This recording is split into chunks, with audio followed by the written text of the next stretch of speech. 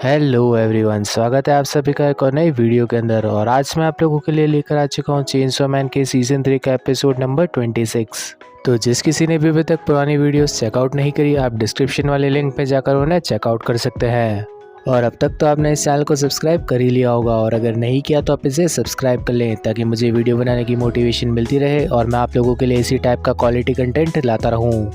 Episode की शुरुआत में डेंजी इसी सोच में पड़ा था कि क्या डॉग्स के अंदर से स्मेल आती है, और अब डेंजी यही चीज सोचने के साथ पीछे मुड़ता है ताकि वो माकी माँ से पूछ सके कि क्या डॉग्स के अंदर से स्मेल आती है। लेकिन माकी माँ की जगह पर वहाँ पर वॉर डेविल खड़ी हुई थी जो कि डेंजी को किस कर लेती है, और अब वो डेंजी को अपने कंट्रोल में लाने की पूरी कोशिश करने लगती है। डेंजी के ऊपर इस सब का कुछ असर नहीं हो रहा था और साथ ही वो काफी ज्यादा हैरान भी था। तभी रूम के अंदर काफी सारे डॉग्स आ जाते हैं। उनके पीछे नायुटा खड़ी हुई थी जो कि मिताका को देखकर चोर कहने लगती है। नायुटा यहाँ पर मिताका पर उसी चेन से वार करने लगती है जो कि कभी मिस माकीमा यूज किया करती थी।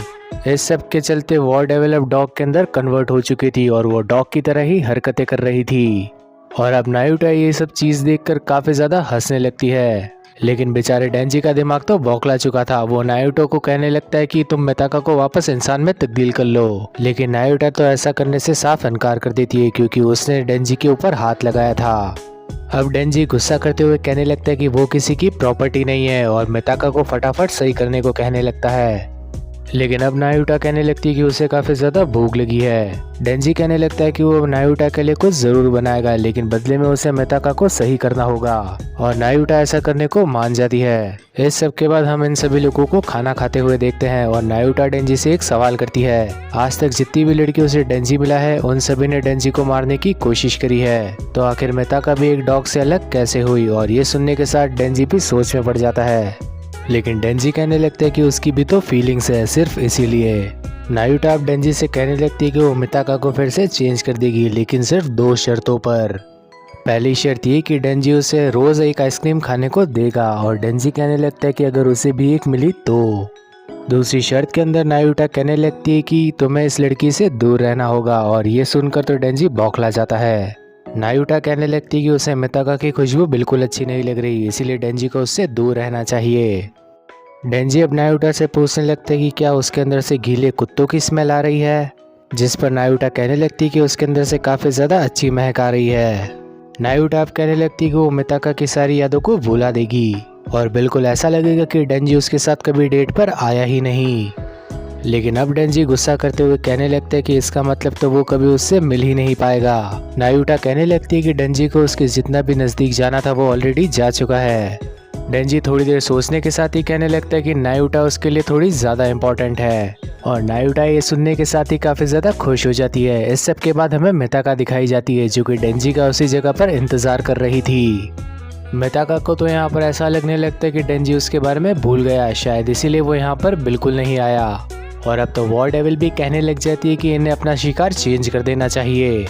और अब तो मिताका भी कहने लग जाती है कि जो हुआ सही हुआ, मैं इतना सारा पैसा एक डेट पर वेस्ट नहीं करना चाहती थी, और अभी तक तो मैंने अपना होमवर्क भी कंप्लीट नहीं किया। इस सब के बाद मिताका वॉर डेविल से कहने लगती कि उसके साथ शायद ये इसलिए हुआ क्योंकि वो डेंजी के साथ एक्वेरियम में ही इतने दिन तक फंसे रह गई, और हो सकता है कि अपने हार्मोन्स की वजह से ही वो उससे अट्रैक्ट हुई हो, और आखिर में तो उसका एक ही मकसद है, वो है चेनसॉ मैन को ढूंढकर मारना और वॉर डेविल से अपनी बॉडी लेना। तभी वहाँ पर योशिदा आ जाता है। वो मिताका से पूछने लग जाता है कि क्या वो ठीक है और आखिर वो यहाँ पर कर क्या रही है, और मिताका कहने लगती कि वो तो यहाँ पर कुछ भी नहीं कर रही। योशिदा अब मिताका से पूछने लग जाता है कि क्या वो उसे कुछ देर के लिए कंपनी दे सकती है। अगले सीन के अंदर हम योशिदा और मिताका को डेविल हंटर क्लब के ऑफिस में देखते हैं। मिताका यहाँ पर कॉफी पीने से काफी ज्यादा कतरा रही थी क्योंकि उसे लग रहा था कि वो इस जगह पर बिलोंग नहीं करती। लेकिन योशिदा उसे रिलैक्स करते हुए कहने लगता है कि अब वो भी डेविल हंटर क्लब की मेंबर है। और अब मिताका तो यही सोच रही थी कि योशिदा वही लड़का है जिसने उसे रिजेक्ट कर दिया था जब वॉर डेविल ने उसे प्रपोज किया था, और ये लड़का तो डेंजी के साथ भी काफी ज्यादा घूमा करता है। मिताका यही सोच रही थी कि ये इंसान तो काफी ज्यादा बिजी है जो कि डेविल हंटर क्लब में काम किया करता है, तो आखिर ये अपना कीमती वक्त मेरे साथ स्पेंड क्यों कर रहा है। और फिर तो मिताका ये भी सोचने लग जाती है कि उस प्रपोजल वाले डे के बाद से ये कहीं मेरा पीछा तो नहीं कर रहा। और अब अचानक से योशिदा उससे पूछने लग जाता है कि आखिर वो गेट के बाहर क्या कर रही थी और वो क्या बड़बड़ा रही थी। और मिताका अब उसका जवाब देकर कहने लगती है कि वो सिर्फ यही बड़बड़ा रही थी कि अकेले रहना काफ़ी ज़्यादा आसान होता है।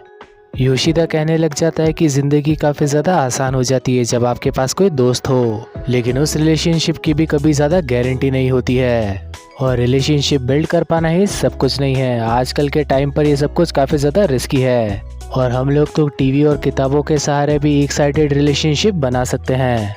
योशिदा की सभी बातें सुनने के साथ ही मिताका को ये रियलाइज़ होता है कि वो तो सभी वही बातें कह रहा है जो कि मिताका को भी सही लगती है। और अब तो मिताका को यहाँ पर यकीन होने लग जाता है कि पक्का योशिदा उसे कहीं ना कहीं पसंद करने लगा है। योशिदा बताता है कि काफ़ी अच्छी बात है कि हम दोनों के ख्यालात काफ़ी ज़्यादा मिलते जुलते हैं और एक चीज़ है जो मैं तुमसे काफ़ी देर से कहना चाह रहा हूँ। मिताका के तो पसीने छूटने लगते हैं क्योंकि उसे पता नहीं था कि योशिदा आखिर उससे क्या कहने वाला है। और फाइनली योशिदा वो बात कह ही देता है। वो कहने लगता है कि मैं चाहता हूँ कि तुम डेंजी से दूर रहो। ये चीज़ सुनने के साथ ही मिताका को काफ़ी ज़्यादा सरप्राइजिंग लगती है और जब मिताका उसका रीज़न पूछती है तो योशिदा बताने से साफ इनकार कर देता है।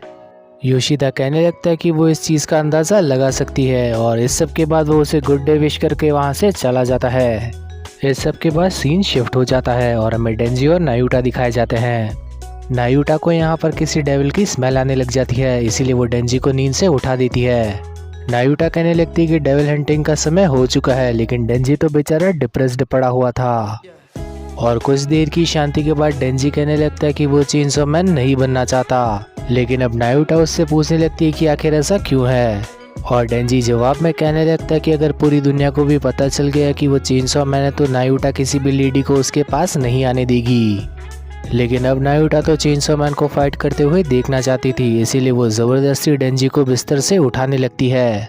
अब डेंजी नायुटा से पूछने लगता है कि क्या अब उसे पूरी ज़िंदगी भर सिंगल ही रहना पड़ेगा, लेकिन नायुटा जवाब देते हुए कहने लगती है कि अगर वो चेनसॉ मैन बनेगा तो काफ़ी लोग उसे पसंद करेंगे और इस तरह से उसे कोई लड़की पसंद नहीं कर पाएगी। और क्या ये सब कुछ उसके लिए काफ़ी नहीं है। डेंजी इस बात को सोचने लगता है और कुछ ही देर में वो राज़ी हो जाता है। इस सब के बाद हमें फिर से मिताका दिखाई जाती है जो कि काफ़ी ज़्यादा दुखी लग रही थी।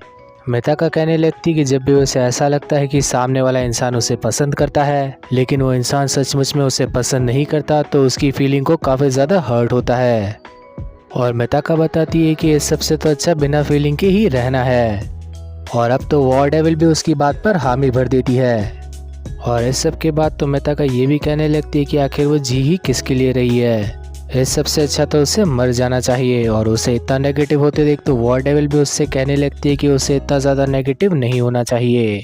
और मिताका फिर से कहती है कि उसे तो मर ही जाना चाहिए। लेकिन तभी अचानक से मिताका की नज़र एक आदमी पर जाती है और उस आदमी का शरीर पूरी तरह से बिगड़ चुका था और शायद वो आदमी मर भी चुका था। अब वॉर डेविल चिल्लाने के साथ ही मिताका को उस आदमी से दूर हो जाने को कहने लगती है और हमें दिखाया जाता है कि उनके सामने वाले अपार्टमेंट से सभी लोग उन्हें ही देखे जा रहे थे। और फिर क्या था, बस इसी तरह के मिस्टीरियस एंडिंग के साथ ये एपिसोड यहीं पर खत्म हो जाता है। और अब मैं आप लोगों को बता देना चाहता हूँ कि काफ़ी जल्दी डेंजी की आइडेंटिटी मिताका के सामने खुलने वाली है और हम लोगों के सामने 4 हॉर्समैन वाला आर्क भी काफ़ी जल्दी शुरू हो जाएगा, क्योंकि वॉर डेविल के आर्क के बाद वही शुरू होने वाला है। और इसीलिए मैं फिर से कहूँगा कि अगर आपने इस चैनल को सब्सक्राइब नहीं किया तो आप इसे सब्सक्राइब कर लें और इस वीडियो को लाइक करने के साथ ही नोटिफिकेशन बेल को भी ऑन कर लेना, ताकि फ्यूचर में आने वाली वीडियोस की नोटिफिकेशन आप लोगों से ना मिस हो। तो अब मिलेंगे इसी टाइप की किसी और अमेजिंग वीडियो के अंदर, तब तक के लिए बाय।